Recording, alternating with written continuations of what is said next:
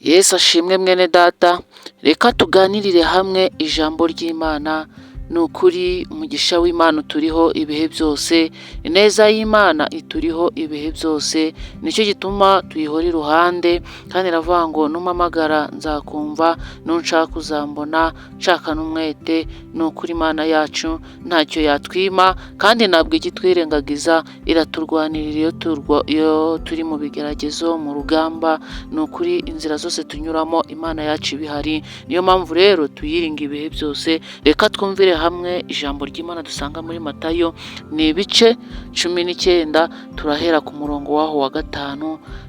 Ubwo turatuganira ku ijambo ry'Imana, tuvuga uburyo Imana ariyo ituremera ibidukwiriye.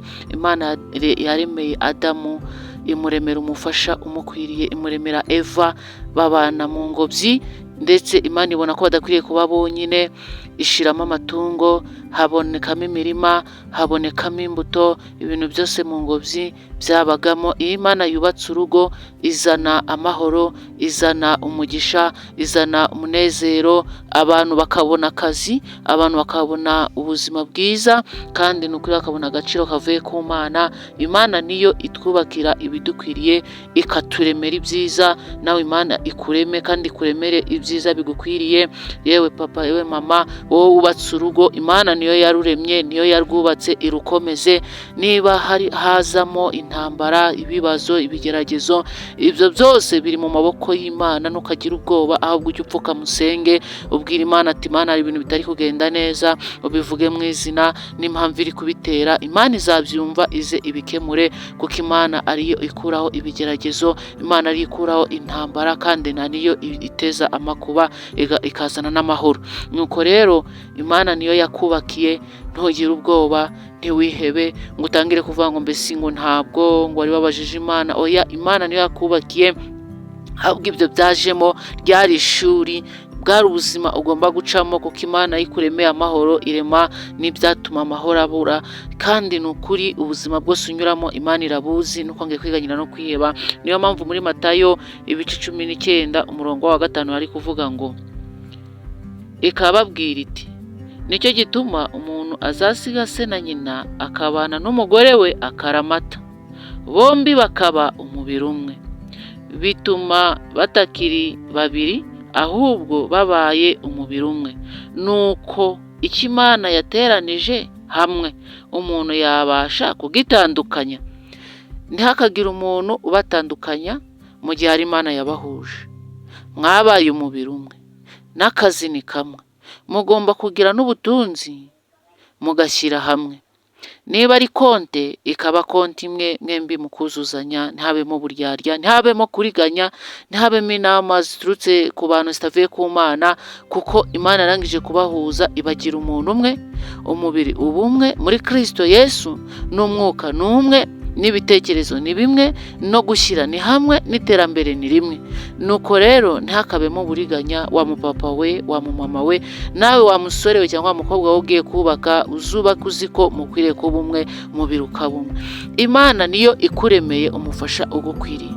Nuko rero no mu buzima tunyuramo niko Imana ijya ituremera, ikavuga ngo uyu muntu ntakwiriye kubaho atagira imikorere, adafite ibimubeshaho. Imana ikakuremera, ikakohereza inshuti y'umugisha, ikakubwira ngo ngwino tujye gukora ibunaka, nahabonye akazi. Ka kazi iyo kabonetse ni Imana iba ikakuremeye, ariko iciye mu muntu wayo, kuko Imana ikorera mu bantu. Ahubwo abo bantu batumye tugira umugisha, Imana ibaha umugisha. Nabo turabasengeye.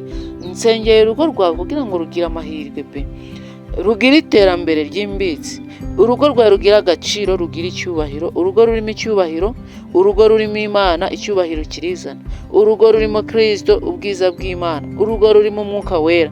Ni ukuri urwo rugo rugasenga, rugapfukama, ibibazo byaza bakabaza Imana. Ni ukuri banyura mu buzima bubi bakabaza Imana, kuko ubuzima ntabwo uzahora mu iterambere. Hari igihe kigera umwanzi akagusaba, iterambere ryo rigasubira inyuma, kuko igihe cyarageze na Yobu yari afite iterambere, yari afite amafaranga, yari afite ubugorozi, yari afite imirima, kandi ni ukuri ngo yajyaga atambira igitambo cy'abana be ku byaha bakoze. Wumve ko yari afite ubushobozi, ngo yafataga inka nziza akajya kuyitambira Imana ku gitambiro cyangwa ku gicaniro. Ni ukuri, ariko ntibyabujije ko Satani yamusaba Imana ikabyemera. Nawe ubuzima uri kunyuramo Satani yaragusabye Imana irabyemera, ariko upfukamye uciye bugufi Imana irakurwanira, nk'uko Yobu nawe yaciye bugufi Imana ikamurwanira. Ni kuki wa muntu utakikizera ko urugo rwawe rwavuye ku Mana? Imana niyo itwubakira ikaturemera ibyiza bidukwiriye. Uyu munsi wa none rero wongere wumve ko ibyawe byari byaranze ko Imana ibyinjiyemo ije kubigenza neza. Ahatari amahoro Imana igiye kuhazana amahoro. Bya byiringiro byari byaragiye Imana dore irongeye irabigaruye. Imana yongeye kukugarukaho. Imana yongeye kukugarukaho. Imana ikugarutse ije kugukoranya, igufitiye imbabazi nyinshi nyinshi nyinshi. Abiringiye Uwiteka ameze nk'umusozi wa Siyoni, niko Dawidi yabivuze neza.